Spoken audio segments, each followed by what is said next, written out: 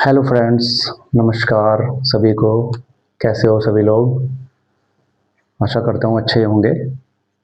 तो चलिए आज की वीडियो शुरू करते हैं हिंदी वर्णमाला के साथ, जो कि अधूरी रह गई थी कल। हिंदी वर्णमाला में मैंने कल आपको बताया था,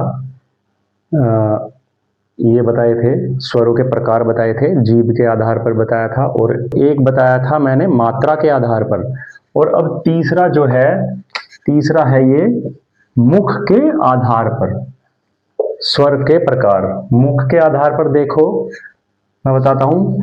नंबर एक, मुख के आधार पर इसके भी तीन प्रकार हैं। इसके भी तीन प्रकार हैं। कौन कौन से? एक तो विवृत स्वर, एक अर्ध विवृत स्वर, और एक समवृत स्वर। ठीक है, विवृत स्वर, अर्ध विवृत स्वर और समवृत स्वर। तो विवृत स्वर में क्या है? विवृत स्वर में मुख, जो हमारा मुख है वो पूरा खुला हुआ रहता है। विवृत स्वर में हमारा जो मुख है वो पूरा खुला हुआ रहता है। तो इसमें कौन सा स्वर आता है? आ, है ना? पूरा मुंह खुला ना, आ। जब हम आ बोलते हैं तो पूरा मुंह खुलता है, आ, है ना? और अर्धविवृत स्वर में क्या होता है? इसमें देखो अर्ध लग गया, तो अर्ध का मतलब आधा। अर्ध का मतलब आधा, आधा मुंह खुला रहता है। इसमें मुख द्वार आधा बंद रहता है, आधा खुला हुआ रहता है। ठीक है, तो इसमें कौन कौन से स्वर हो गए? अ, आए, आओ। मतलब आधा मुंह बंद रहता है, मुख द्वार आधा बंद रहता है, आधा खुला रहता है। और जो समृत स्वर है, समृत स्वर में मुख द्वार पूरा बंद रहता है, हल्का सा खुला होता है बस, नहीं तो पूरा बंद रहता है। इसमें ई उ ऊ, देखो मुझे देखना, ई उ ऊ, पूरा ही बंद है ना, मतलब थोड़ा हल्का सा खुला है बस, नहीं तो मुख द्वार पूरा बंद रहता है इसमें। तो ये तीन जो मुख के आधार पे है, ये बहुत इंपॉर्टेंट है। ये मुख के आधार पर स्वर के प्रकार ये पूछ लेता है, एक क्वेश्चन आ जाता है इसके ऊपर भी यूपी टैट में। विवृत स्वर, अर्धविवृत स्वर और समवृत स्वर। मुख द्वार देखो एक बार और देखो, विवृत स्वर में क्या है? मुख द्वार पूरा खुला होता है। विवृत स्वर में उसमें कौन सा आता है स्वर? आ। अर्धविवृत स्वर में मुख द्वार आधा बंद रहता है, आधा खुला रहता है, अ आई औ, है ना? समवृत स्वर में मुख द्वार पूरा बंद रहता है। तो इसमें कौन से स्वर आते हैं? ई उ ऊ, है ना? वर्णमाला में देखो तीसरा दिन है वर्णमाला का, चैप्टर को तीसरा दिन आज। इसमें बहुत कुछ है सीखने के लिए। वर्णमाला में बहुत सारे मतलब क्वेश्चन जो बनते हैं वर्णमाला से ज्यादा बनते हैं, है ना? तो मतलब 2-3 नंबर का वर्णमाला से जरूर आता है हर हर बार। अब से पहले 2022 में जो यूपी टेट का एग्जाम हुआ था उसमें भी वर्णमाला से संबंधित क्वेश्चन पूछे गए थे। और इस बार भी जरूर, मुझे पूरी उम्मीद है कि वर्णमाला से 2-3 नंबर के क्वेश्चन जरूर पूछे जाएंगे। ठीक है, इसलिए वर्णमाला सारी कंप्लीट बिल्कुल कंठस्थ कर लेना, जो भी मैंने बताया है। ठीक, अब आ जाओ नंबर 4 पे। नंबर 4 पे है स्पर्श संघर्षी व्यंजन। स्पर्श संघर्षी व्यंजन कौन कौन से होते हैं? च वर्ग, ये याद रखना। जो स्पर्श संघर्षी व्यंजन होते हैं वो च वर्ग के होते हैं। च वर्ग कौन सा होता है? च वर्ग में च, छ, ज, झ, है ना? कौन से? च, छ, ज, झ। ये चार जो हैं ये स्पर्शी व्यंजन, ये च वर्ग के अंतर्गत आते हैं। वर्ग तो मैंने पढ़ाए थे ना पहले, का वर्ग, च वर्ग, टा वर्ग, त वर्ग, पा वर्ग, है ना? क, च, ट, त, प, ये सारे मैंने पढ़ाए थे तुम्हें पहले, है ना? तो एक मैंने बताया था, अंतस्थ व्यंजन, है ना? अंतस्थ व्यंजन ये कौन कौन से होते हैं ये भी देख लो एक बार। य, र, ल, व, ये याद रखना, ये मोस्ट इंपॉर्टेंट है। अंतस्थ व्यंजन के बारे में कई बार पेपर में पूछा गया है, कई बार। अंतस्थ व्यंजन या र ला व, ठीक है। और एक होता है ऊष्म व्यंजन। ऊष्म व्यंजन के बारे में भी कई बार पेपर में पूछ लिया जाता है।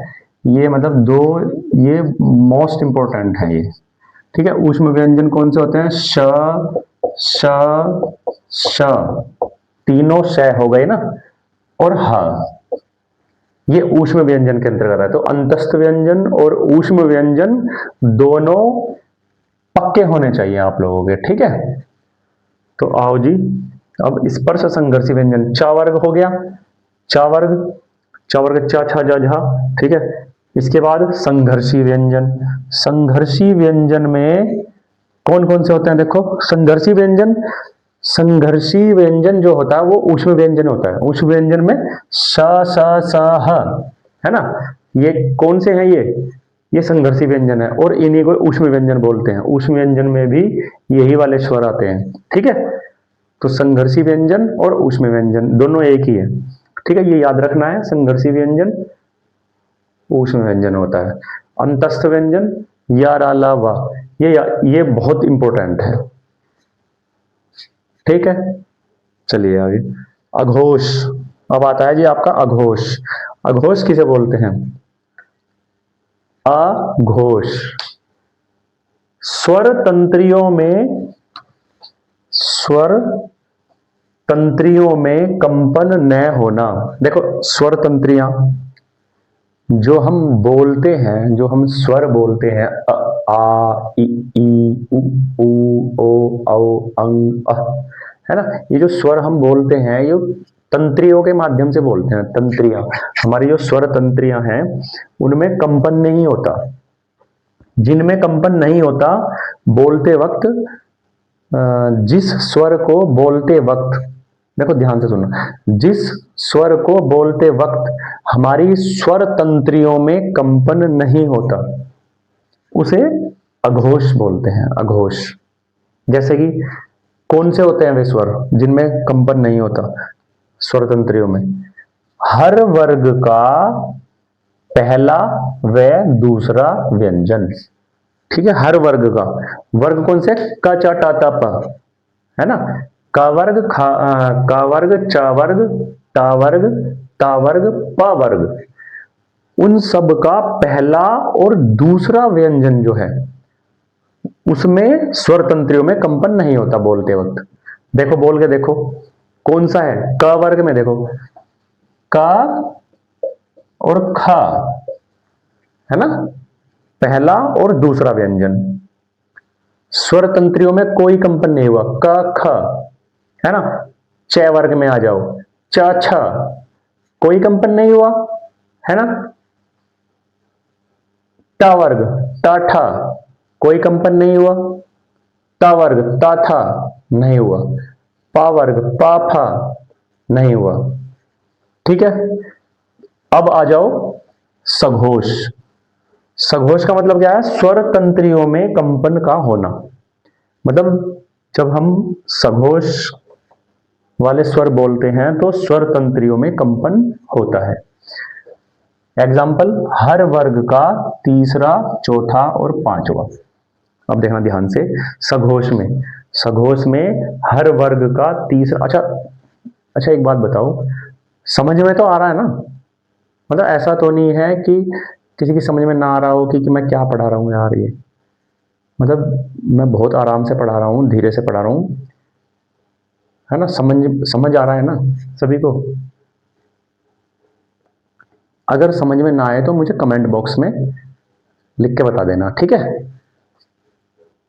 कि ये समझ में नहीं आ रहा, ठीक है। तो ध्यान से सुनो तो समझ में आ जाएगा। देखो मैं दोबारा बताता हूं, अघोष का मतलब है स्वर तंत्रियों में कंपन ना होना, उसे तो बोलते हैं अघोष। स्वर तंत्रियां कौन सी? जब हम हर वर्ग का पहला व दूसरा व्यंजन, एग्जाम्पल है हर वर्ग का पहला व दूसरा व्यंजन। जब हम स्वर को बोलते हैं, मैं दोबारा से बताता हूं, जब हम स्वरों को बोलते हैं तो हमारी स्वर तंत्रियों में कंपन होता है और नहीं भी होता है।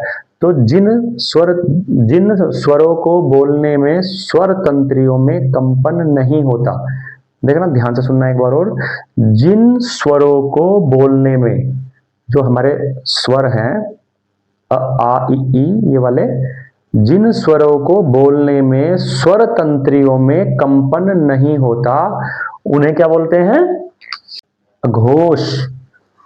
उन्हें बोलते हैं अघोष। और सघोष में जिन स्वरों को बोलने में हमारी स्वर तंत्रियों में कंपन होता है उन्हें बोलते हैं सघोष। उन्हें क्या बोलते हैं? सघोष। इसमें आते हैं हर वर्ग का तीसरा, चौथा और पांचवा। जैसे कि देखिए तीसरा, चौथा और पांचवा का वर्ग में कौन सा है? ग, घ, घ। देखो बोलने में ही आ रही है स्वर तंत्रियों में कंपन, ग, है ना, शुरू में हल्का सा कंपन हुआ, घ, शुरू में हल्का सा कंपन हुआ। जैसे कि ज, झ, थोड़ा रुक के बोला ना, हल्का सा, ज, थोड़ा कंपन हुआ, झ, हल्का कंपन हुआ, डा, ढा, है ना, टा ठा में नहीं हुआ, डा ढा में हुआ, है ना। तो हल्का कंपन होता है स्वर तंत्रियों में, उन्हें सघोष बोलते हैं, और जिनमें नहीं होता कंपन उन्हें अघोष बोलते हैं। अब देखिए ये जो अंतस्थ व्यंजन, ऊष्म व्यंजन मोस्ट इंपॉर्टेंट है, इन्हें जरूर जरूर याद कर लेना, ये बहुत ही इंपॉर्टेंट क्वेश्चन है, ये 1 नंबर का इसमें से जरूर लगता है, अंतस्थ में या ऊष्म में से, ठीक है। तो इन्हें जरूर कर लेना। यार अलावा ये अंतस्थ व्यंजन है और ऊष्म व्यंजन श, श, स, ह, है ना। तो अब आ जाओ यहाँ, लुंठित व्यंजन कौन सा होता है? लुंठित व्यंजन रा होता है, पार्श्विक व्यंजन ला होता है। लुंठित व्यंजन रा, पार्श्विक व्यंजन ला, ठीक है, ये दोनों याद रखने हैं। अब देखिए एक है अल्प प्राण। अल्प प्राण किसे कहते हैं? अल्प माने कम, प्राण माने वायु, हवा। मुख से कम हवा निकलती है, अल्प प्राण निकलती है, मुख से कम हवा निकलती है, मतलब उन स्वरों को बोलने में मुख से कम हवा निकलती है, उन्हें कहते हैं अल्प प्राण। और महाप्राण, जब जिन स्वरों को बोलने में मुख से ज्यादा हवा निकलती है तो उन्हें बोलते हैं महाप्राण। जैसे कि हर वर्ग का दूसरा और चौथा, हर वर्ग का दूसरा और चौथा कौन सा होगा? जैसे कि का वर्ग है, का वर्ग में पहला और तीसरा कौन सा होता है? का, ग। इसमें से तो कम हवा निकली, का, ग में से, मतलब का और ग को बोलते वक्त मुंह से कम हवा निकली, तो ये का और गा तो हो गए अल्प प्राण। जो महाप्राण है दूसरा और चौथा कौन सा होता है? खा, घ, है ना, ज्यादा हवा निकली, बोल के देखो, ज्यादा हवा निकली है, का गा में कम हवा निकलेगी और ख घ में ज्यादा हवा निकलेगी। हर वर्ग के दूसरे और चौथे वर्ण में, सॉरी व्यंजन में ज्यादा हवा निकलेगी उसे महाप्राण बोलेंगे, और जिसमें कम हवा निकलेगी पहला, तीसरा और पांचवा हर वर्ग का, उसे अल्प प्राण बोलेंगे। ये समझ में आया? देखना, बोल के देखना अपने आप। अल्प प्राण मुख से कम हवा निकलती है, महाप्राण मुख से ज्यादा हवा निकलती है। दूसरा और चौथा वर्ण हो गया, दूसरा और चौथा व्यंजन महाप्राण, पहला, तीसरा और पांचवा ये अल्प प्राण, ठीक है, समझ में आ गया। तो ये वर्णमाला का चैप्टर आज कंप्लीट हो गया, इसमें इतना ही है बस। इसे कम से कम 2 से 3 बार जरूर पढ़ना, मोस्ट इंपॉर्टेंट चैप्टर है ये। इसमें से लगता है 2-3 नंबर का जरूर लगता है इसमें, हर बार एग्जाम में कम से कम 3 नंबर का तो जरूर जरूर आएगा वर्णमाला में से। आपकी वर्णमाला आज कंप्लीट हो गई है, ठीक है, इसको नोट कर लीजिएगा।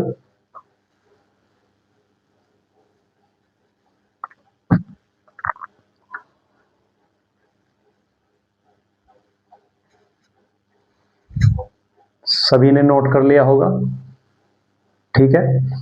अब वर्णमाला का आपका चैप्टर खत्म हो गया है, इसके बाद मैं कराऊंगा अब आपको हिंदी में।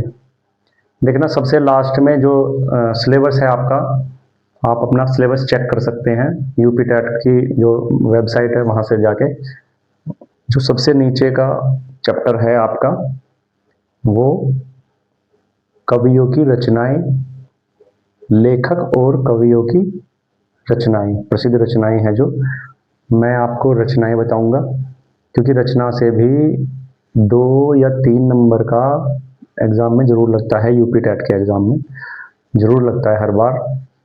तो मैं नेक्स्ट वीडियो में आपको वर्णमाला के बाद अब रचनाएं बताऊंगा, कवियों और लेखकों की रचनाएं। ठीक है, जो इम्पोर्टेंट है मैं वही बताऊंगा, जो केवल एग्जाम में आए हुए हैं वही रचनाएं बताऊंगा। ठीक है, तो चलिए मिलते हैं नेक्स्ट वीडियो में। ओके।